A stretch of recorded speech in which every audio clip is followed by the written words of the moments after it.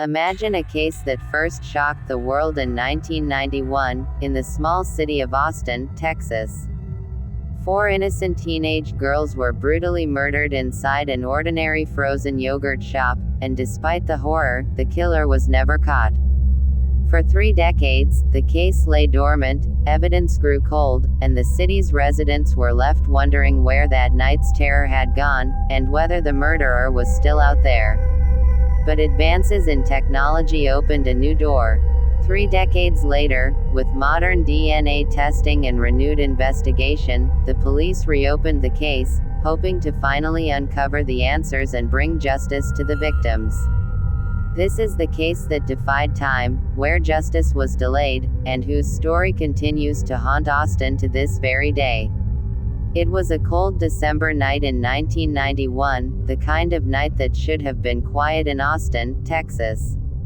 Christmas was coming, lights sparkled across the neighborhoods, and families settled into their homes. Nobody could have imagined that in a small frozen yogurt shop in North Austin, something so unspeakable was about to happen that the city would never forget it. Inside the shop that night were 4 girls: Eliza, Jennifer, Sarah, and Amy. They were teenagers, full of laughter, dreams, and the kind of innocence that makes youth seem untouchable. Eliza and Jennifer were working the closing shift. Sarah, Jennifer's younger sister, had tagged along, and Amy, just 13, came to spend time with her friends.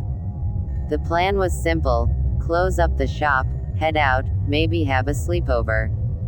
But sometime after 10:30 that night, strangers walked through the door, and everything changed. No one knows exactly how many there were. Some say 2, others 3, or maybe 4.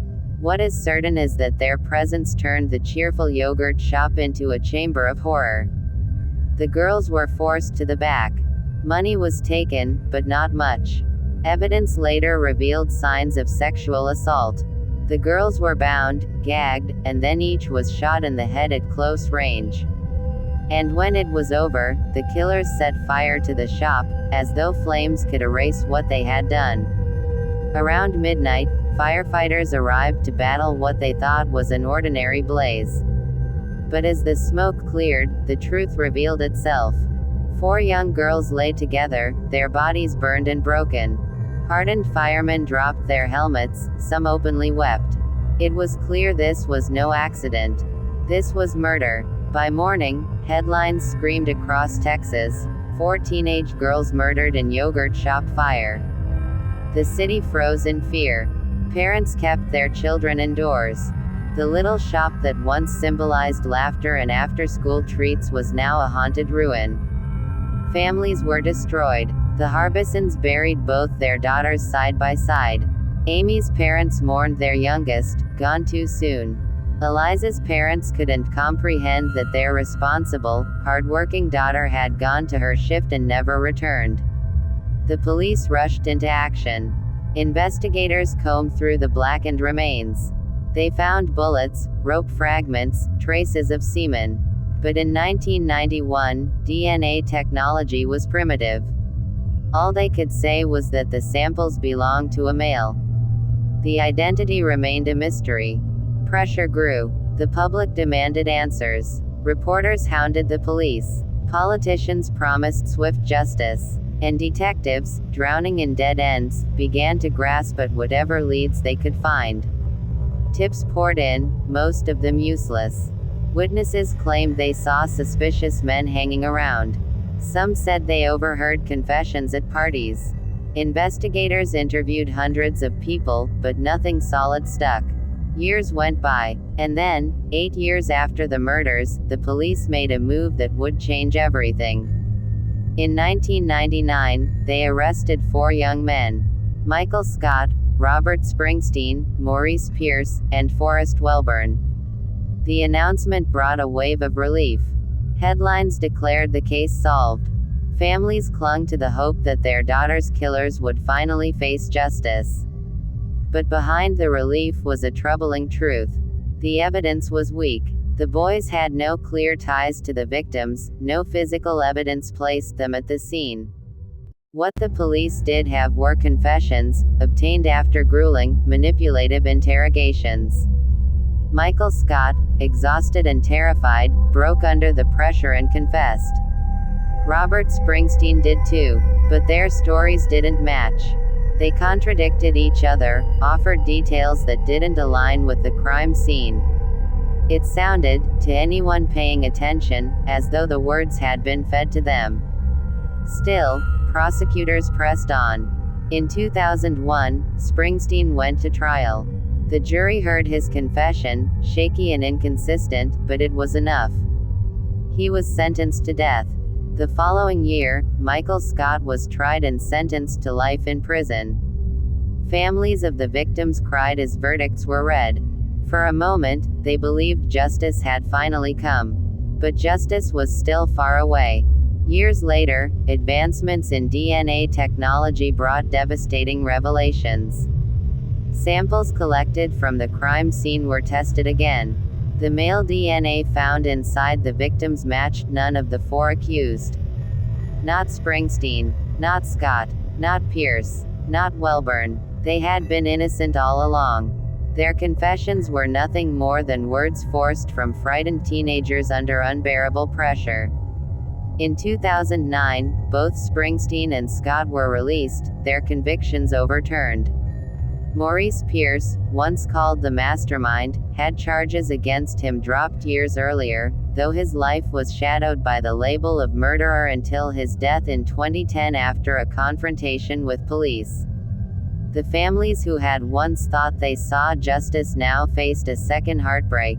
The wrong men had been punished, and the real killers were still out there. The yogurt shop was long demolished, but its memory lingered in the city like a ghost. Parents drove past the empty lot and whispered prayers. People avoided the subject in conversation, but everyone in Austin knew. The true horror wasn't only the murders, it was the failure of justice. 4 innocent girls were gone. 4 innocent men had lost years of their lives. And somewhere, the real killers still walked free. The city was left haunted by one chilling question: if not them, then who? Years passed, and the city of Austin tried to move on, but the memory of that December night never faded. Families mourned quietly, while the real killer, or killers, remained a shadow over the community. In 2020, decades after the tragedy, a glimmer of hope emerged. Modern DNA testing, far more advanced than anything available in the 1990s, revealed new evidence: a male profile, unknown to authorities, linked to the murders.